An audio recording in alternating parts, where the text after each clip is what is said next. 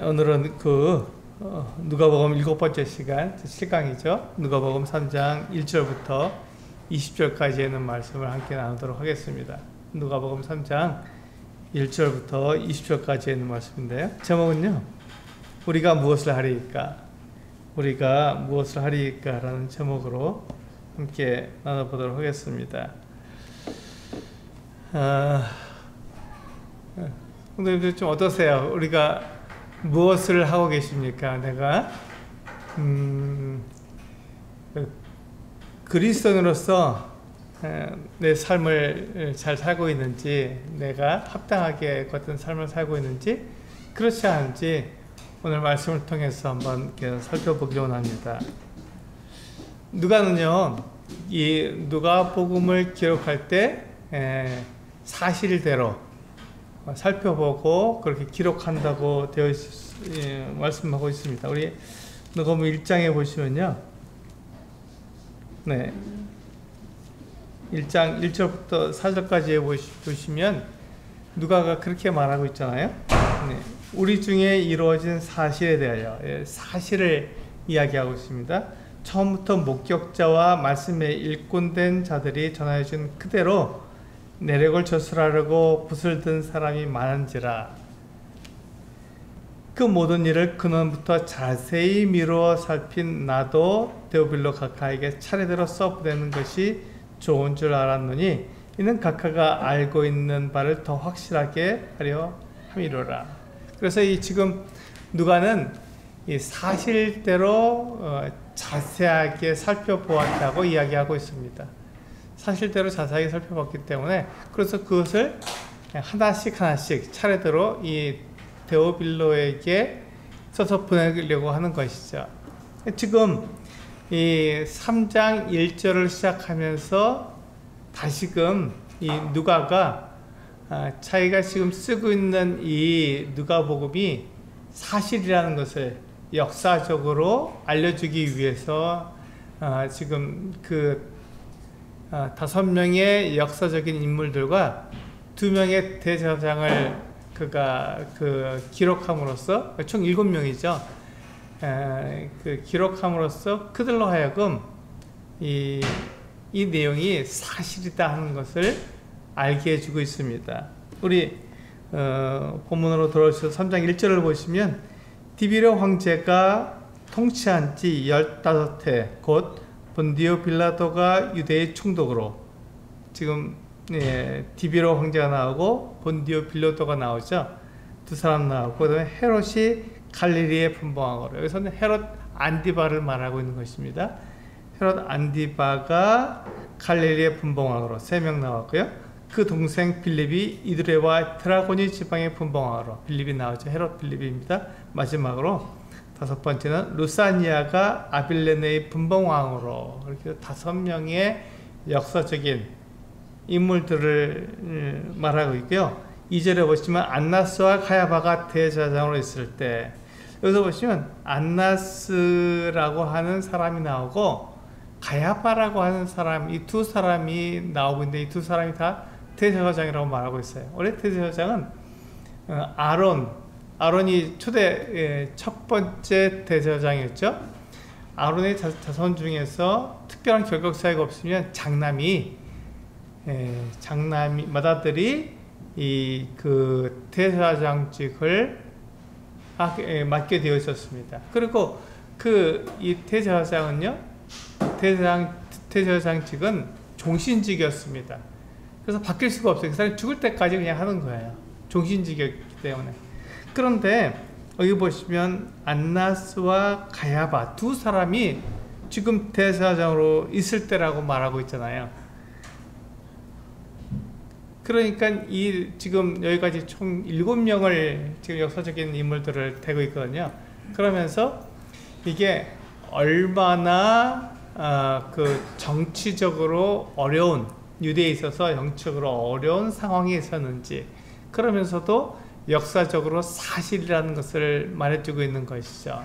이것을 보면서 그것을 우리가 알 수 있습니다. 첫 번째가 디비려 황제가 통치한 지 15해라고 말씀하고 있습니다. 그러니까 디비려 황제는요, 우리가 예수님이 탄생하실 때, 예수님이 태어나실 때 황제였던 가이사 아구스도의 그 양아들이자 또 사위이자, 이게 복잡합니다. 그래서 이제 원래는 이 가이사 아구스도가 로마의 황제잖아요. 로마의 황제가 이 티베리우스죠. 티베리우스라고 하는 이 황제를 자기의 그 양아들로 삼았습니다. 그러니까 이게 그 의붓 아버지죠. 그런데 이 티베리우스가 굉장히 훌륭한 사람이었고 황제가 될 수 있는 사람이었기 때문에 자기 딸하고 결혼시켰어요. 그러니까 사이가 된 거죠. 그 다음에 이 티베리우스를 자기의 아들로, 양자로 입양해 버렸습니다. 굉장히 족보가 이상하죠. 이제 그렇게 해서 이 티베리우스가 이 아우구스투스를 이렇게 배반하지 못하도록 여러 방법으로 묶어놓은 것이죠. 그렇게 해서 이 디베료는 이 아우구스토가 죽은 다음에 황제가 되어서 통치하게 되었습니다. 그래서 그가 통치한 지가 15해라고 되어 있기 때문에 아마 이때가 주후 28년 정도 되었다, 이렇게 되어 있습니다. 나중에 이제 우리가 다음번에 보시면 예수님이 이때 시작하실 때, 이 하나님의 일을 시작하실 때 나이가 약 30세쯤 되었더라 말씀하고 있기 때문에 예수님이 태어나신 때가 주전 4년에서 2년 사이에 태어나신 것이 아닌가, 이렇게 지금 생각하고 있습니다. 네, 그렇게 이제 디베료 황제가 그 역사적인 사실이고요. 그 다음에 헤롯이 분봉왕으로 있었는데, 이 헤롯은 헤롯 안디바입니다. 헤롯 대왕, 예수님이 태어나실 때 나라를 다스리던 그 왕은 헤롯 대왕입니다. 우리가 헤롯이 많이 나오잖아요. 그래서 헤롯을 구분하기 위해서 그때 그 헤롯을 헤롯 대왕이라고 말합니다. 이 사람은 유대 전체를 다스렸어요. 유대 전체를 다 다스리는 헤롯 왕입니다. 근데 이 헤롯 왕의 아들들에게 로마에서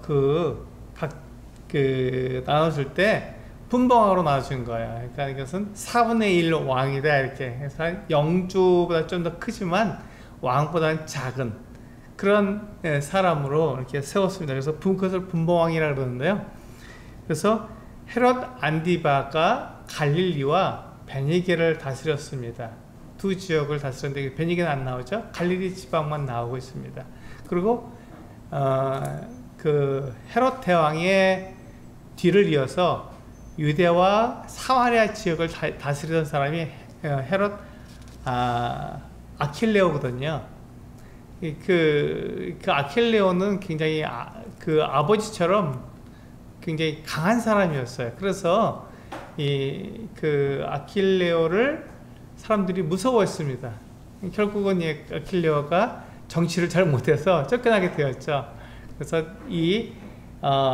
유대와 사마리아는 로마에서 직접 다스립니다. 그래서 그때 온 사람이 헤롯, 본디오 빌라도입니다. 본디오 빌라도가 5번째 총독으로 오게 되는데요. 그 앞에 4명의 총독이 있었고, 지금 5번째 총독으로 이 본디오 빌라도가 오게 되었고, 이 사람이 10년 동안 다스리게 된 거죠. 그리고 헤롯 빌립이 이두레와 드라고니 지방, 거기는 약간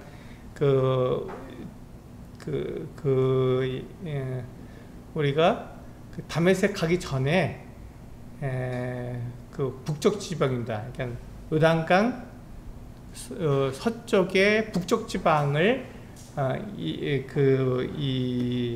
헤롯 빌립이 다스렸습니다. 그리고 그 위에 지방인 아빌레네를 루사니아가 다스렸죠.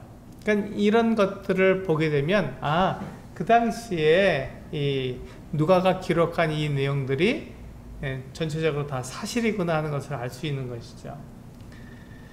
이건 이제 그 굉장히 배경적인 이야기고 우리 역사하고 맞지 않기 때문에 굉장히 복잡하게 느껴질 수 있는데요. 이것을 알아야 그 다음에 나오는 예수님을 심판한 사람이 누구며 그 사람도 헤롯이라 나오거든요. 그 다음에 바울을 심문한 사람이 누군지 그때 그 사람도 헤롯이라고 나옵니다. 그래서 구분할 수 있어요. 그래서 이걸 구분하려면 지금 예수님을 심문한 사람은 헤롯 안디바입니다. 그래서 예수님께서 이 사람을 여우라고 말한 정도로 이 사람은 간악한 사람이었죠. 그래서 이제 우리가 예수님이 태어났을 때는 헤롯 대왕이었고 지금 헤롯 안디바가 갈릴리 지방을 다스리고 있었습니다. 그리고 2절에 보시면 안나스와 가야바가 나오는데요. 안나스가 대제사장으로 있었습니다. 그런데 그 당시에는 이거 로마가 다스리고 있었기 때문에 로마의 이 다스림 속에서 이스라엘이 움직였기 때문에 로마가 어디까지 관여를 했냐면 대제사장의 임명권까지 관여했던 거예요. 총독이 대제사장을 임명할 수 있는 임명권을 가지게 됩니다. 그래서 원래 대제사장은 종신직이잖아요. 그래서 안나스가 죽을 때까지 대제사장직을 수행해야 되는데 로마의 총독이 안나스를 사임시켜 버립니다. 그리고 안나스 다음에 자기들의 구미에 맞는 사람들을 대제사장으로 세운 거예요. 그래서 여러 사람이 대제사장이 됐다가 어떤 사람은 뭐 6개월도 안 돼서 그냥 내려온 사람도 있어요. 그러다가 이 가야바라는 사람을 대제사장으로 세웠습니다. 이 가야바가 누구죠? 이 안나스의 사위입니다. 여기도 좀 족보가 좀 복잡하지만 쉽게 안나스가 가야바가 안나스의 사위라고 아시면 됩니다. 가야바를 대제사장으로 세운 거예요. 그러니까 안나스가 대제사장으로 있다가 사임하고 그리고 그의 사위가 대제사장이 됐으니까 안나스를 유대인들은 계속해서 대제사장이라고 따르고 있었던 거예요. 가야바보다는요. 근데 실질적으로 대제사장은 지금 총독이 임명한 가야바고 유대인들, 그 당시 유대인들의 마음속에 있는 대제사장은 이 안나스였습니다. 그러니까 두 사람이 이 대제사장의 역할을 했지만 실권은 누구한테 있었냐면 안나스에게 있었죠. 그리고 가야바는 그 총독에 의해서 세워진 사람들이 잘 인정하지 않는 그런 대제사장이었습니다. 그래서 예수님이 겟세마네에서 붙잡히고 처음 신문을 받으러 간 곳이 가야바 대제사장 집이 아니라 안나스 대제사장 집으로 갔잖아요. 그것을 보면은 그때 유대인들의 마음속에 누가 대제사장인지 금방 알 수 있는 것이죠. 그래서 안나스가 그 당시에 대제사장이었다. 그리고 가야바도 역시 그 사위로서 대제사장직을 수행하고 있었다. 이렇게 아시면 됩니다. 이때 하나님의 말씀이 빈들에서 사가랴의 아들 요한에게 임했다. 이렇게 되어 있습니다. 이게 굉장히 중요한 내용이거든요. 이 빈들이라는 말은 광야라는 말하고 똑같은 말입니다. 한자로 말하면 광야고 우리나라 말로 말하면 빈들 똑같은 말입니다. 이 빈들 광야는 약 사막 같아서 비가 내리지 않으면 먼지가 펄펄 납니다. 정말 노란 그냥 흙으로 되어 있는 그런 땅이더라고요. 근데 거기에 우기가 돼서 비가 내리면 풀이 자랍니다. 그러니까 이 목동들이 양떼를 이끌고 와서 거기서 나와 있는 이 풀을 뜯어먹게 만드는 거죠. 그리고는 그 뿌리까지 먹으면 안 되니까 그러면 없어지니까 얼른 위에만 먹고 다른 데로 또 옮깁니다. 그래서 이제 풀을 먹게 하는데 그렇게 해서 이제 다음 해가 되면 비가 오면 다시 또 풀이 자라게 되는 것이죠. 그렇게 해서 목동들이 그 이 양떼들을 이끌고 오는 곳인데, 그 전에는 여기가 광야에 아무도 없어요. 사람이 살지 않습니다. 사람 살 수가 없는 곳이에요. 가보니까요. 정말로 그냥 먼지와 풀풀 나는 곳입니다. 그곳에 아무도 없는 외로운 그곳에 지금 이 누가 있었냐면 요한이, 세례 요한이 있었던 거예요. 거기서 이제 생활했던 것입니다. 그래서 메뚜기와 석청을 먹으면서 그냥 생활했던 것이죠. 하나님께 주시는 그 음식을 먹고 살았습니다. 근데 그에게 하나님의 말씀이 그에게 임한 거예요. 그래서 가만히 보시면 세례 요한 이전에 그 마지막으로 그 하나님 말씀이 임했던 마지막 선지자가 누구냐면 말라기였습니다. 우리 구약 성경의 맨 마지막 선지자로서 말라기가 나오잖아요. 약 400년의 공백이 있습니다. 말라기 이후에 약 400년 정도의 공백이 있고 난 다음에 지금 이 그 요한에게 하나님 말씀이 임한 거거든요. 그 사이에는 하나님께서 선지자를 세우신 적이 없고 하나님께서 말씀해 주신 적이 없습니다. 그러니까 그때는 신구약 중간기 또는 침묵기라고 말을 합니다. 그래서 전혀 말씀이 없다가 이제 드디어 선지자를 세우셨는데 이 세례 요한을 세우셨고 이 세례 요한에게 하나님의 말씀을 주신 거예요. 그러니까 세례 요한이 이제 빈들에서 하나님의 말씀을 받고 그 말씀을, 하나님의 말씀을 이 백성들에게 알려주기 위해서 그가 3절에 보시면 요한이 요단강 부근 각처에 와서 죄사함을 받게 하는 회개의 세를 전파하니. 그렇습니다. 이게 바로 하나님께서 주신 하나님의 말씀이었습니다. 요한이 이 말씀을 받고 이제 가서 요단강 근처, 원래는 빈들에 있었는데 물가로 나온 거죠. 거기서 사람들을, 백성들을 만날 수 있게 되었습니다. 그래서 백성들을 만나서 그들에게 무엇을 그가 말을 했냐면요, 죄 사함을 받게 하는 회개의 세례를 그들에게 베풀었다고 되어 있습니다.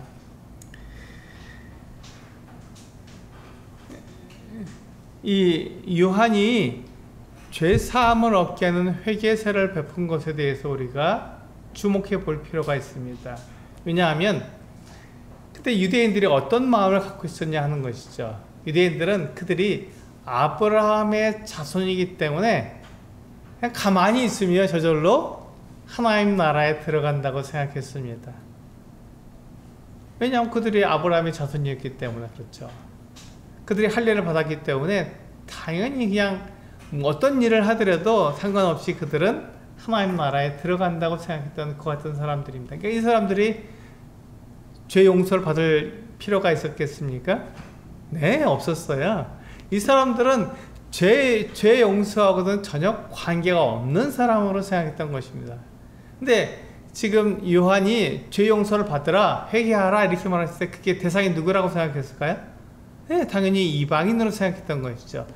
유대인인 자기들은 아니고 하나님께 사랑을 못 받지 못하는, 하나님께 죄를 지은 그 이방인들이 회개하고 죄사함을 받아야 한다고 생각했던 거예요. 그런데 요한은 누구에게 지금 얘기하고 있냐면 유대인들에게 이야기하고 있거든요. 유대인들, 너희들이 죄사함을 받아야 되고 너희들이 회개해야 된다 이렇게 얘기하고 있는 거예요. 그러니까 이것이 이제 지금 이 요한이 하는 말인데 그것은 뒤에 또 나옵니다. 우리 그 5절에 4절부터 6절까지 보시면 이사야가 한 예언의 말씀을 인용하고 있어요. 같이 한번 보시죠. 4절부터 6절까지 같이 한번 읽어 보시겠습니다. 시작. 선지자 이사야에게 쓴 바 광야에서 외치는 자의 소리가 있어 이르되 너희는 주의 길을 준비하라. 그의 오실 길을 걷게 하라. 모든 골짜기가 메워지고 모든 산과 작은 산이 낮아지고 굽은 것이 곧아지고 험한 길이 평탄하여질 것이요 모든 육체가 하나님의 구원하심을 보리라 함과 같으니라. 그렇습니다. 지금 그 이사야 선지자는 세례 요한이 태어나기 약 700년 전 사람이거든요. 700년 전에 그 요한이라는 사람, 예수님 그리스도 전에 그리스도를 준비하는, 그리스도의 오심을 준비하는 사람이 먼저 올 것이다 라고 얘기했던 것이죠. 그게 바로 요한이잖아요. 그 요한이 와서 무슨 일을 하냐면 광야에서 외쳤는데 그 사람이 외쳐서 너희는 주의 길을 준비하라 이렇게 이야기하고 있는 거예요. 그래서 높은 곳은 낮아지고 낮은 곳은 메워져서 이게 평탄하게 되어라 이렇게 얘기하고 있는 거죠. 교만한 사람은 자기가 교만함을 낮추고 이제 그 너무 자존감이 떨어져 있는 사람들은 좀 높여서 이제 평탄하게 예수 그리스도를 맞이할 준비를 해라 이렇게 말하고 있는 것입니다. 이들이 왜 예수 그리스도를 맞이할 준비를 해야 될까요? 이 세례 요한은 왜 예수님의 길을 준비해야 될까요? 왜 이것이 필요했죠? 예수님이 오셔서 사람들에게 하시는 그 일은 뭐냐면 내가 하나님의 아들이다. 나는 그 하나님의 아들인데 사람이 되어서 사람들의 죄를 용서하기 위해서 이 세상에 왔다. 그래서 십자가에 달려서 사람들의 죄를 용서한다 라고 말씀하시는데, 아까 제가 말씀드렸듯이 유대인들은 자기들이 죄 용서를 받을 이유가 없다고 생각했던 사람들이에요. 그런데 누가 왔죠? 세례 요한이 먼저 와서 사람들에게 아주 신랄하게 말한 것입니다. 너희가 죄인이다. 너희가 회개해야 된다. 너희가 하나님을 떠났다. 이렇게 얘기한 거예요. 그러니까 그들이 거기에 찔림을 받고, 아, 내가 죄인이구나. 내가 회개해야 되는구나. 그러니까 하나님께서 그 아들을 보내셔서 이 사람들의 죄를 용서하시는 것이 다만 이방인을 위해서가 아니라 바로 나를 위한 것이구나 하는 것을 알도록 그래서 준비시키는 거예요. 그거를 모르면 이 사람들이 예수님이 아무리 하나님의 아들이 와서 이렇게 사람이 되시고 또 그 사람들을 위해서 십자가 달려 죽으셔도 그것을 받아들이지 않기 때문에 아무 소용이 없는 거죠. 예수님이 오신 것에 대해서. 그런데 예수님보다 더 먼저 와서 사람들에게 아주 신랄하게 그 사람들이 너희 하는 것을 한번 봐라. 너희가 하나님의 아들 아브라함의 자손이 맞냐? 하고 그냥 대놓고 말을 한 거예요. 너희가 죄인이다 이렇게 말을 한 거예요. 그래서 자기를 돌아보니까 정말 죄인이 맞거든요. 그래서 나에게 메시아가 필요하구나 하는 것을 알게 된 거예요. 그 전에는 잘 몰랐습니다. 이 요한이 와서 이렇게 그들에게 도전하기 전에는 예수님의 필요성, 하나님의 아들의 그 메시아의 필요성을 잘 몰랐던 것이죠. 그들은 다만 그 로마의 그 압제에서 건져줄, 로마의 식민지에서 건져줄 왕, 또 장군, 이런 아주 군사적으로 뛰어난 사람을 기다렸을 뿐이지, 지금도 그런 사람을 기다리고 있습니다. 그런 사람을 기다리고 있을 뿐이지 자기들의 죄를 용서할 것 같은 사람을 기다리고 있지는 않았던 거예요. 근데 그 마태복음 1장 21절에서 예수의 이름이 뭐냐면 임마누엘이라고 말하면서 그가 그들의 죄에서, 자기 백성을 그들의 죄에서 구원할 자라 이렇게 말씀하셨잖아요. 예수란 이름이 구원자란 뜻인데 바로 그의 백성들을 그들의 죄에서 구원할 자라고 말씀하고 있는 것이죠. 예수님이 오신 것은 사람들을 그 군사적으로 구원해낼 것 같은 구원자가 아니라 그들의 죄를 용서해주고 하나님과의 관계를 회복시켜 줄 것 같은 사람으로 오셨는데, 사람들이 기다린 메시아는 군사적인 것 같은 구원자를 기다렸던 것이죠. 그러니까 예수님하고 잘 맞지가 않는 거예요. 하나님의 그 생각과 맞지 않는 거예요. 그것을 맞추기 위해서 준비한 사람, 그 사람이 필요했는데 그게 바로 요한이죠. 요한이 와서 이 유대인들에게 너희가 죄인이다. 하나님의 아들이 오셔서 바로 너희들을 위해서 십자가에 달려 죽으실 것이다 라고 말씀해 주시는 것입니다. 그러니까 요한이 필요했던 것이죠. 우리 7절부터 보시면요, 3장 7절에 보시면 요한이 세례받으러 나오는 무리에게 이르되 독사의 자식들아 누가 너에게 일러 장차올 진노를 피하라 하더냐 이렇게 말씀하고 있어요. 세례 요한은 광야에서 빈들에서 생활했기 때문에 빈들에는 이 뱀이 많습니다. 그래서 뱀을 잘 보고 있었던 거예요. 근데 이 광야는 굉장히 더운 곳, 뜨거운 곳이라고 말씀드렸잖아요. 이 광야에 약간의 그 마찰이 생기면 거기서 불이 나는 거예요. 지금도 우리가 그 덥고 건조한 때가 되면은 산불이 나지 않습니까? 우리나라도 그것처럼 광야는 불이 잘 납니다. 그래서 특히 광야에 있는 숲을지대에 이 불이 종종 나는 것이죠. 근데 이 숲을에 이 뱀들이 와서 쉬고 있는 거예요. 그늘졌으니까 뱀이 와서 거기서 쉬고 있다가 불이 나면 어떻게 됩니까? 빨리 여기서 뛰어나와야 되죠. 뱀이 숲을에 이렇게 숨어 있다가 거기서 그냥 서늘하니까 그늘 밑에 쉬고 있다가 불이 나면 어떻게 됩니까? 빨리 뛰어나와서 어디로 갑니까? 물가로 서늘한 곳으로 도망치잖아요. 그 모습을 이 세례 요한이 보았던 거예요. 그런데 마치 유대인들이 그 하나님의 진노를 피해서 요한에게 세례를 받으러 막 오고 있잖아요. 그 모습과 같다는 것입니다. 너희가 마치 뱀이 그 들불을 피해서 막 그 물가로 도망쳐 나오는 것 같이 너희들도 마치 그와 같은 모습이다. 하나님의 진노를 피해서 지금 세례를 받으러 나오는 거구나. 이렇게 지금 이 세례 요한이 말하고 있는 거예요. 그래서 요한이 세례 받으러 나오는 무리에게 이르되 독사의 자식들아 누가 너에게 일러 장차 올 진노를 피하라 하더냐, 이렇게 말하고 있는 것이죠. 그래서 자세히 잘 보시면요, 누가 너에게 일러서 장차 올 진노를 피하라고 하더냐, 이렇게 말하고 있잖아요. 가만히 잘 보세요. 사람들이 그냥 이 요한에게 와서 세례를 받으면 그들이 하나님의 진노를 피할 것처럼 생각하고 있었던 거예요. 세례만 받으면. 근데 세례만 받으면 그것이 우리가 진노를 피할 수 있는 방법이 됩니까? 그렇지 않잖아요.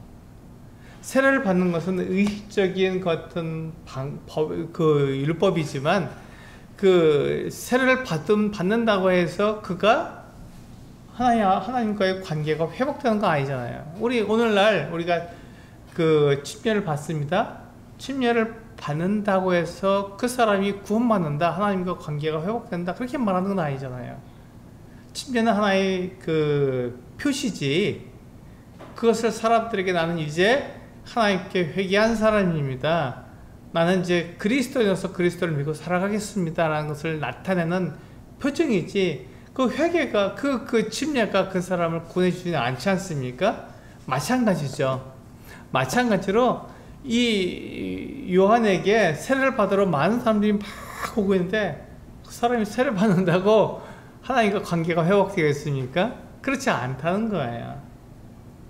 그게 무슨 상관이 있느냐 하고 이야기하고 있는 것입니다. 그런데 그러므로 8절에 보시면 요한이 얘기하고 있는 것은 바로 이거죠. 그러므로 회개에 합당한 열매를 맺어라. 너희가 세례를 받는다고 해서 무조건 너희가 이제 하나님과 좋은 관계가 되는 게 아니지 않느냐. 너희에게 필요한 것은 회개에 합당한 열매다, 이렇게 말하고 있는 것입니다. 회개에 합당한 열매를 맺어라. 속으로 아브라함이 우리 조상이라고 말하지 말라. 이게 보세요. 이 사람들이 유대인이기 때문에 자기들이 아브라함의 자손이라고 생각했잖아요. 그래서 어떤 일을 하든지 나는 이제 하나님 나라에 들어가. 내가 아브라함의 자손인데, 내가 유대인인데, 내가 할 일을 받았는데, 난 염려 없지. 이렇게 생각한다는 것이죠.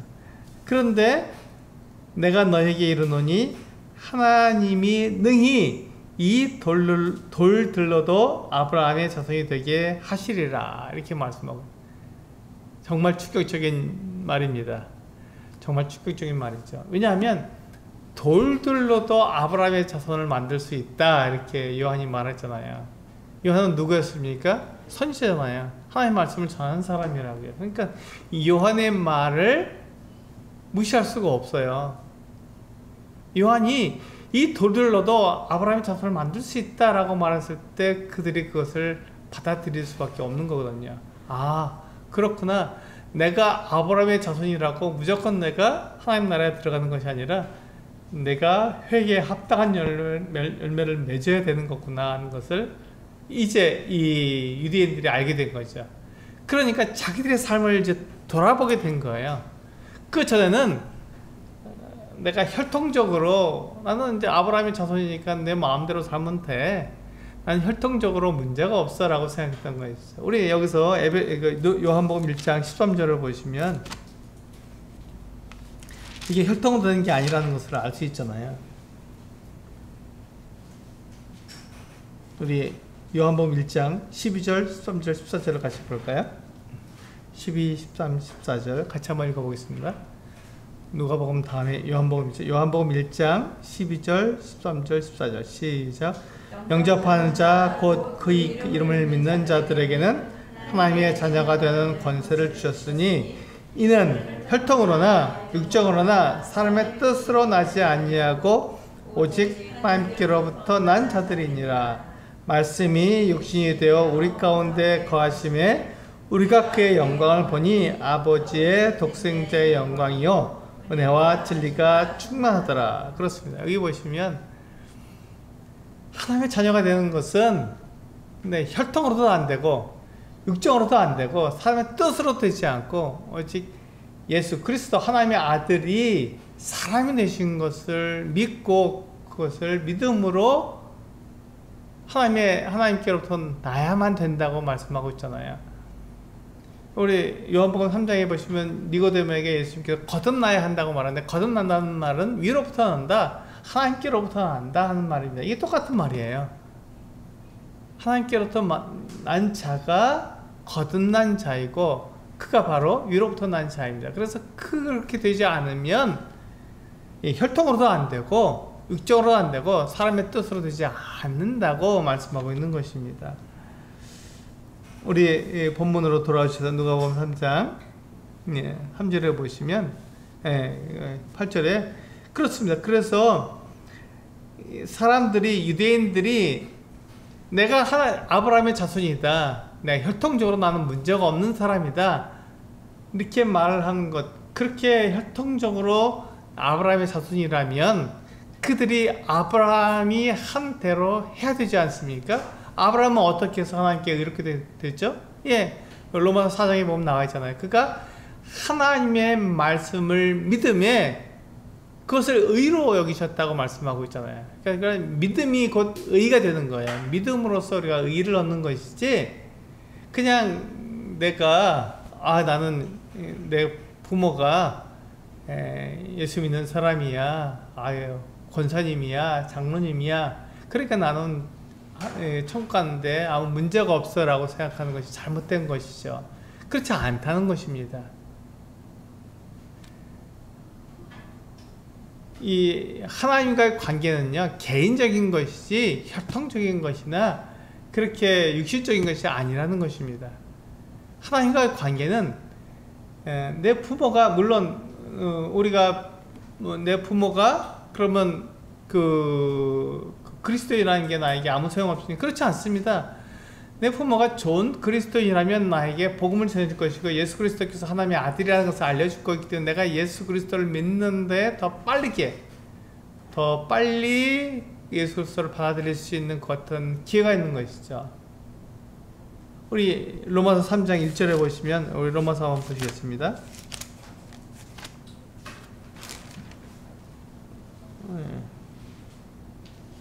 로마서 3장 1절과 2절 한번 읽어볼까요? 로마서 3장 1절과 2절입니다.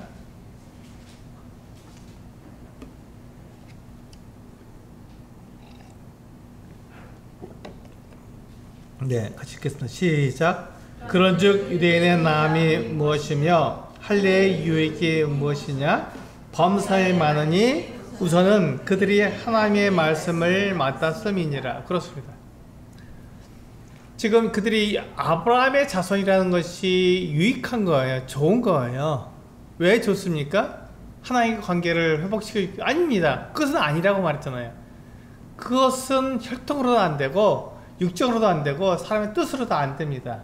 그런데 그것이 유익한 것은 뭐냐면 먼저 하나님의 말씀을 그들이 맡았다는 것입니다. 그들에게는 하나님의 말씀이 있었어요. 하나님의 약속이 있었습니다. 그래서 그들이 하나님이 살아계심을 알 수 있었던 거예요. 지금 많은 사람들, 우리 주변에 있는 많은 사람들 보세요. 하나님 안 믿는 사람들 한번 보시기 바랍니다. 어떻습니까? 네, 하나님이 있는 걸 믿지 않아요. 하나님을 거절합니다. 에이, 그런 게 어딨어. 다 신하지. 이렇게 얘기합니다. 그런데 하나님의 말씀을 맡았고 하나님이 그들을 안에서 역사하시고 기적과 이적을 베푸시기 때문에 하나님이 살아계심을 유대인들은 알았어요. 그들은 어떻게 되죠? 하나님을 믿는데 이방인들보다 훨씬 더 유리하고 기회가 더 많았던 것이죠. 그게 그들에게 유익한 것입니다. 하나님을 믿는 데 있어서의 같은 기회가 더 많고 더 유리한 점이 있었지, 하나님을 믿는 것은 개인적인 일이에요. 혈통적으로도 안 되고 우리가 그 육적으로도 안 되고 사람의 뜻으로 되지 않는 것입니다. 그렇기 때문에 우리가 지금 우리 본문으로 돌아오셨어요.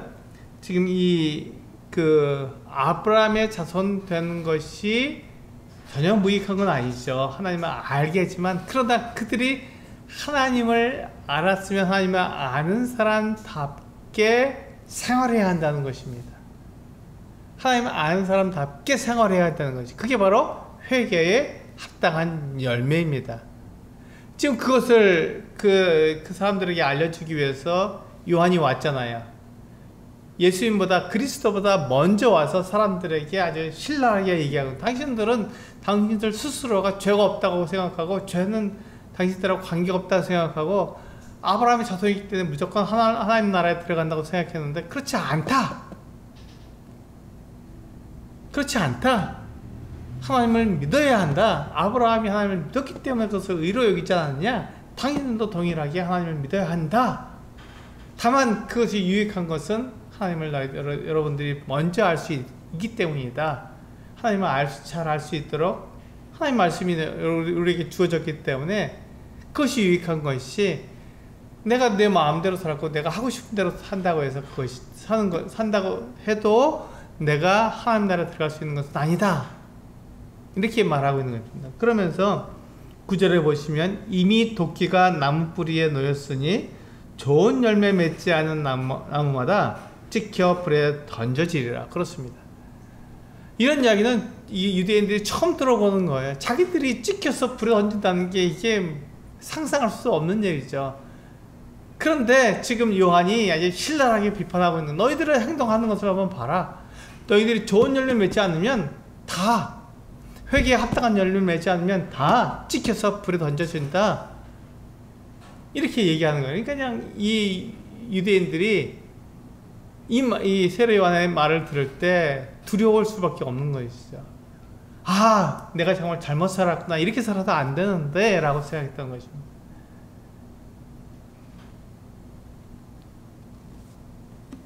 그러니까 지금 뭘 얘기하고 있는 거예요? 하나님께서 심판자라는 것을 이야기하고 있는 거잖아요. 유대인들에게 하나님께서 심판자시다. 너희들 그것을 알아야 된다 라고 얘기해 주고 있는 거예요. 이 유대인들은 그것을 생각해 본 적이 없습니다. 그런데 세례 요한의 말을 들어보니까 하나님께서 심판자시고 심판하신다는 것을 알게 된 거예요. 하나님께서 심판하신다는 것은 무슨 말입니까? 하나님께서 말씀하신 그대로 이루신다는 뜻이에요. 하나님께서 말씀하신 그대로 이루시기 때문에 심판하시는 거죠. 하나님의 말씀을 따라서 살지 않았기 때문에, 아는 사람들에 대해서 하나님께서 그것은 잘못 살았다. 내가 이렇게 말해줬는데 내 말대로 살아야지 라고 말씀해 주시는 것입니다. 그게 하나님의 심판이죠. 우리 요한계시록 20장 11절부터 보시면 하나님께서 심판하시는 게 나오잖아요. 요한계시록 20장 한번 보시겠습니다. 11절부터 15절까지 크고 흰 보좌 심판, 백보좌 심판이라고 그러죠. 이 크고 흰 보좌의 심판이 나오는데 이걸 가만히 보세요. 이때 하나님께서 심판하시는 거잖아요. 하나님께서 사람들을 다 심판하신다고요. 한번 읽어보겠습니다. 11절부터 15절까지. 네, 읽겠습니다. 시작. 또 내가 크고 흰 보좌와 그 위에 앉으신 이를 보니 땅과 하늘이 그 앞에서 피하여 간데 없더라. 또 내가 보니 죽은 자들이 큰 자나 작은 자나 그 보좌 앞에 서 있는데 책들이 펴있고 또 다른 책이 펴졌으니 곧 생명책이라. 죽은 자들이 자기 행위를 따라 책들에 기록된 대로 심판을 받으니 바다가 그 가운데서 죽은 자들을 내주고 또 사망과 음부도 그 가운데서 죽은 자들을 내주매 각 사람이 자기의 행위대로 심판을 받고 사망과 음부도 불못에 던져지니 이것은 둘째 사망 곧 불못이라. 누구든지 생명책에 기록되지 못한 자는 불못에 던져지더라. 그렇습니다. 하나님께서 심판하시는데 각 사람이 한 대로, 그 사람이 한 대로 그대로 다 심판하신다는 것입니다. 그런데 각 사람이 한 것을 무엇을 기준으로 해서 판단한다고요? 하나님의 말씀입니다. 하나님께서 심판하시니까 하나님이 기준이 되시는 거예요. 하나님의 하신 말씀이 기준이 되어서 그 사람들이 행한 행동을 하나님의 말씀에 맞춰보는 거예요. 그래서 그것이 맞지 않으면, 하나님 말씀에 사람들의 행동이 맞지 않으면 그 사람이 아무리 착한 일을 하고 아무리 좋은 일을 해도 소용이 없는 거예요. 하나님 말씀이 맞지 않기 때문에 그들을 다 불못에 던져 버리는 것이죠. 근데 불못에 던져지지 않는 사람들은 어떤 사람입니까? 그 이름이 생명책에 기록된 사람들이에요. 생명책은 족보책입니다. 그 이름을 예수 그리스도의 이름 안에다가 다 넣는 거죠. 족보처럼. 그래서 내가 예수 그리스도에게 속했습니다 라는 것을 기록한 책이 생명책입니다. 그래서 거기에 내 이름이 기록되지 않으면, 생명책에 기록되어 있지 않으면 내가 한 행동을 그대로 다 드러내 보여주시는 거예요. 그럼 우리의 한 행동을 그대로 다 드러내면 어떻게 됩니까? 이건 말 안 해도 알 수 있는 거죠. 내가 한 행동을 그대로 하나님의 그 말씀에 비춰보면 그 누구도 하나님의 심판에서 벗어날 사람이 없습니다. 그런데 그 사람이 놀랍게도 이 생명책에 기록되면 어떻게 된다고요? 근데 그 심판을 받지 않고 그 불못에 던져주지 않고 영원한 생명을 얻게 된다는 것입니다. 예수 그리스도 안에 속했기 때문에 그가 영원한 생명을 얻게 되는 것이죠. 영생을 얻게 되는 것입니다. 이게 하나님의 약속이에요. 이게 하나님의 심판입니다. 그 심판을 피해서 하나님께 나와야 되는데, 그 심판을 피해서 하나님께 나오는 방법이 무엇이냐면 단지 세례를 받는다고 되는 게 아니라 하나님과 올바른 관계를 맺어야만 그것이 이루어지는 것입니다. 하나님과 올바른 관계, 하나님과 화목해야 되고, 하나님, 예수 그리스도께서 하나님과 사람 사이에 화목 제물로 드려주셨잖아요. 그것처럼 하나님과 사람 사이가 관계가 좋아야 하는 것이죠. 관계가 회복되어야 하는 것입니다. 그렇게 되려면 우리가 예수 그리스도께서 하나님의 아들이심을 믿어야 그것이 가능하게 된다는 것입니다. 우리 다시 본문으로 돌아오셨어요? 10절에 보시면 이제 오늘 그 제가 제목으로 드렸던 내용이 나옵니다. 10절에 우리가 물어 이르되 그러면 우리가 무엇을 하리이까? 우리가 무엇을 하리이까? 예, 이 말은 내가 지금 회개에 합당한 열매를 맺으라고 말을 했는데, 그럼 내가 회개에 합당한 열매를 맺으려면 어떻게 해야 합니까? 라고 물어본 거예요. 내가 회개에 합당한 열매를 맺으려면 어떻게 해야 합니까? 어떻게 해야 합니까? 라고 물어본 거예요. 그랬을 때 이 요한이 한 말을 잘 한번 보세요. 11절에 보시면 대답하여 이르되 옷 두 벌이 있는 자는 옷 없는 자에게 나눠줄 것이요 먹을 것이 있는 자도 그렇게 할 것이니라. 이렇게 얘기했습니다. 그럼 요한이 이 사람들에게, 그러니까 살아온 일을 해라 이렇게 말한 게 아니잖아요. 특별한 일을 해라. 하나님을 위해서 좀 놀라운 일을 해라 이렇게 말한 게 아니에요. 그들의 삶 속에서 그들이 할 수 있는 일을 제대로 해라 이렇게 말한 거잖아요. 그들이 유대인이었기 때문에 유대인이면 유대인답게 살아라 이렇게 얘기한 거예요. 근데 그것이 다른 게 아니라 세상에서 가르쳐주는 그 어떤 세상적인 일이 아니라 하나님께서 말씀하신 그대로 행하는 것을 말하는 거예요. 그래서 먹을 것이 있는, 옷이 두 벌 있는 사람은 옷 없는 사람이 나눠주고 먹을 것이 있는 사람은 먹을 것이 없는 사람이 나눠주라고 얘기한 것입니다. 그런데 이것이 어떻게 하면 가능한가요? 네, 하나님을 믿는 사람만 가능한 거예요. 하나님 믿지 않으면 이렇게 못하죠. 한 번, 두 번, 한두 번 할 수 있어요. 그러나 지속적으로, 여기서 보시면 이 일은 지속적으로 되는 일이잖아요. 지속적으로 이 일을 할 수 있는 것은 할 수 없는 것입니다. 우리 다음에 보시면 12절에 보시면 세리가 나옵니다. 이 세리는 유대인들이 가장 싫어하는 사람들이었잖아요. 이 세리가 뭐라고 말하냐면 세리들도 세례를 받고자 하여 와서 이르되 선생이여 우리는 무엇을 하리이까? 똑같은 말을 한 것입니다. 우리가 어떤 일을 해야 우리가 회개에 합당한 열매를 맺을 수 있습니까? 라고 물어봤습니다. 세리가. 그때 이 세리에게 뭐라고 얘기했습니까? 이르되 부과된 것 외에는 거두지 말라. 그러니까 지금 너희가 세리 짓을 하는 거 잘못된 거니까 세리 짓을 그만둬라 이렇게 말한 게 아니잖아요. 너희가 지금 하나님께 예배를 제대로 못 드리고 있으니까 예배를 드려라 이렇게 얘기한 게 아니잖아요. 너희가 세리 일을 하는데 그 일을 할 때 있어서 정확하게 하라는 것이죠. 너희에게 부과된 것만, 네. 이르되 부과된 것 외에는 거두지 말라. 이게 세리들이 하는 회개에 합당한 열매인 거예요. 군인들은 뭐라고 했어요? 14절에 군인들도 물어 이르되 우리는 무엇을 하리이까 하여 하매 이르되 사람에게서 강탈하지 말며 거짓으로 고발하지 말고 받는 금료를 족한 줄로 알라. 이렇게 말을 했습니다.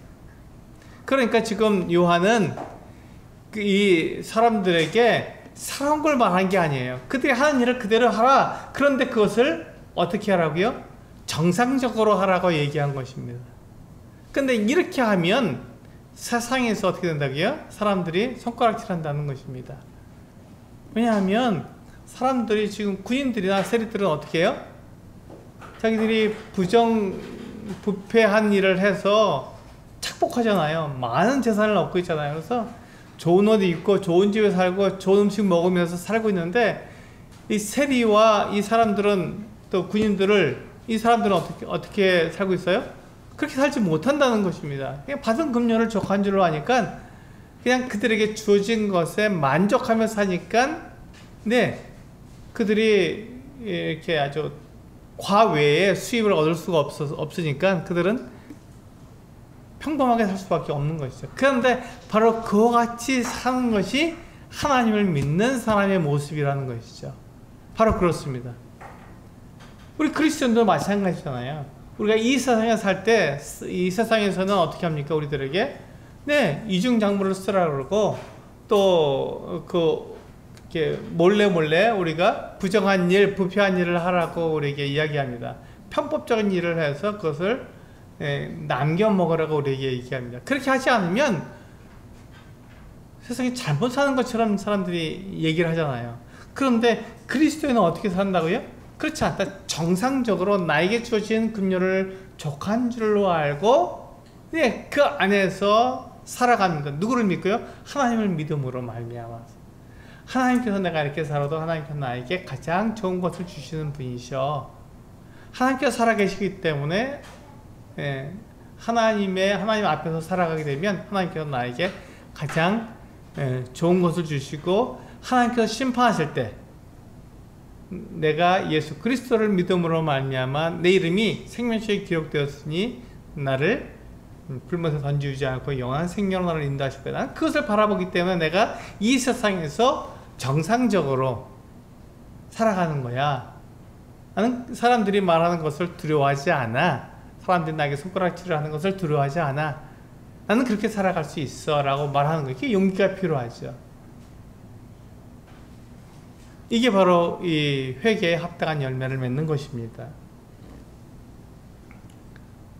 그래서 15절에 보시면 백성들이 바라고 기다림으로 모든 사람들이 요한을 혹 그리스도신가 심중에 생각하니 요한이 모든 사람에게 대답하여 이르되 나는 물로 너희에게 세례를 베풀거니와 나보다 능력이 많으시니가 오시다니 나는 그의 신발끈을 풀기도 감당하지 못하겠노라. 그는 성령과 불로 너희에게 세례를 베푸실 것이요 내 키를 들고 자기의 타작마당을 정하게 하사 알곡은 모아 곳간에 들이고 쭉정이는 꺼지지 않는 불에 태우시리라. 이렇게 말씀하고 있어요. 사람들이 요한의 하는 그 모습을 보니까 이야 이게 그리스도 아닌가 이렇게 생각했던 것이죠. 우리가 그래서 그 혼동하지 않을 수 있는 것은 뭐냐면 요한은 레위 지파잖아요. 그 아버지가 제사장이기 때문에 이 요한은 레위 지파 사람입니다. 하는 일은 마치 그리스도와 같은 그 같은 일을 했지만 그는 그리스도가 될 수 없는 게 그가 레위 지파였기 때문입니다. 그리스도는 그 누구의 자손으로 온다고요? 다윗의 자손으로 유다 지파에 속해서 온다고 말씀하셨기 때문에 전혀 다른 그 가문에 속했기 때문에 이 그 요한은 그리스도가 될 수 없는 거예요. 그래서 이 지파가 굉장히 중요한 것입니다. 그래서 예수님은 유다 지파로 오시기 때문에 그 요한에 대해서 우리가 혼동할 이유가 없어요. 그런데 이 요한이 하는 행동, 그 하는 말을 보면 마치 그리스도인 것처럼 보인다 하는 것이죠. 그렇게 아주 놀라운 그 유대인들의 마음을 폐부를 팍 찌르는 그 같은 아주 신랄한 이야기를 했던 것이죠. 왜 그렇습니까? 예수 그리스도께서 오셔서 그들의 죄를 용서하시기 때문에 예수 그리스도를 그들이 받아들이도록 하기 위해서 여튼 준비가 필요했던 것이죠. 그래서 이 요한은 종이에요. 그 예수님의 그 신발끈을 풀기에도 감당하지 못할 정도의 그 같은 종의 모습이고 예수님은 주인이십니다. 우리를 만드신 분이잖아요. 예수님은 심판자이십니다. 그래서 그 17절에 보시면 손에 키를 들고 자기의 타작마당을 정하게 하사 알곡은 모아 곳간에 들이고 쭉정이는 꺼지지 않는 불에 태우시리라. 예수님은 심판자예요. 그렇기 때문에 예수님은 이 주인이시고 그분은 결코 이 요한과 같은 종이 아닙니다. 마지막에 18절부터 20절까지 보시면 또 그 밖에 여러 가지로 권하여 백성에게 좋은 소식을 전하였으나 19절 보시면 분봉왕 헤롯은 그의 동생이 아내 헤로디아의 일과 또 자기가 행한 모든 악한 일로 말미암아 요한에게 책망을 받고 그 위에 한 가지 악을 더하여 요한을 옥에 가두니라. 이렇게 되어 있습니다. 이 헤롯은 헤롯 안디바라고 말씀드렸잖아요. 이 헤롯 안디바가 갈릴리 지방의 분봉왕인데 이 사람이 그 첫 번째 그 아내가 있었습니다. 그 아라비아의 왕의 딸을 지금 이 헤롯 안디바가 결혼해서 아내로 두고 있었어요. 근데 동생 빌립의 아내 헤로디아를 봤을 때 한눈에 반한 거예요. 그래서 그 아라비아의 왕의 딸과 이혼을 하고 동생의 빌립의 아내인 헤로디아와 결혼을 해서 재혼을 해서 하게 된 것이죠. 그런데 이것을 유대인들이 굉장히 싫어했죠. 유대인들은 이것을 옳지 않은 짓이다 하고 질타했습니다. 당연하죠. 이런 일은 있을 수 없는 일이니까. 동생이 살아있는데 동생 아내를 자기가 이렇게 재혼을 한다는 게 말도 안 되는 것이죠. 근데 그 일을 세례 요한이 했던 거예요. 앞장서서. 그래서 이 헤롯 안디바, 당신은 잘못한 것입니다. 그런 일을 할 수가 없습니다. 하고 말했어요. 그러니까 이 백성들은 마음이 굉장히 좋죠. 그래, 그런 말을 해야지 이게 올바른 선지자지, 이렇게 얘기했던 거죠. 근데 헤롯 안디바는 이 요한을 볼 때 어떻게 봤습니까? 아니 너무 괘씸하잖아요. 자기가 하는 일을 잘못했다고 말하니까 자기의 권위를 추락시키는 일이니까 헤롯 안디바가 이 요한을 굉장히 싫어했고 그러면서 두려워했어요. 그래서 이 요한을 잡아다가 옥에 가두어 버리게 된 것이죠. 그 말을 못하도록 옥에 가두어 버린 것입니다. 근데 예수님께서 이 세례 요한에 대해서 뭐라고 말씀하셨습니까? 여자가 낳은 자 중에 가장 큰 자다. 여자가 낳은 자 중에 가장 큰 자다. 이렇게 말씀하셨어요. 예수님께서. 이 요한은 그와 같은 사람이었습니다. 그럼에도 불구하고 세상에서는 굉장히 그가 인정받지 못하고 사람들에게 손가락질 받는 특히 이 헤롯 안디바에게 옥에 갇혀지게 되는 그 같은 사람으로 살았잖아요. 그런데 이 하나님의 아들이신 예수님이 뭐라고 말씀하셨냐면 요한은 여자가 낳은 자 중에 가장 큰 자다 이렇게 말씀하신 거예요. 이제 우리들에게 이 말씀을 통해서 우리가 생각해 봐야 될 것입니다. 나는 어떤 행동을 하고 있는가? 나는 어떤 삶을 살고 있는가? 나는 회개에 합당한 열매를 맺고 있는가 하는 것입니다. 지금 이 요한이 예수님보다 앞에 와서 그가 그 사람들의 마음을 준비시켜 주는데 그 준비시키는 그 일이 뭐냐면 사람들로 하여금 자기가 죄인이라는 것을 알게끔 만드는 거잖아요. 그래서 예수님이 필요하다는 것을 알게 만드는 거예요. 그 일을 요한이 하고 있는데 그 일을 우리도 동일하게 요한의 말을 통해서 우리가 그 같은 찔림을 받고 있느냐 하는 것이죠. 그렇다면 나는 어떤 열매를 맺고 있느냐 하는 것입니다. 내가 세상에서 과연 내가 그리스도에 살아가고 있는지 그렇지 않은지 생각해 봐야 합니다. 세상에서 가르쳐주고 있는 대로 세상 사람과 똑같이 살아가고 있는지 아니면 나는 그리스도에서 회개에 합당한 열매를 맺고 있는지 우리는 자신을 살펴봐야 할 것입니다.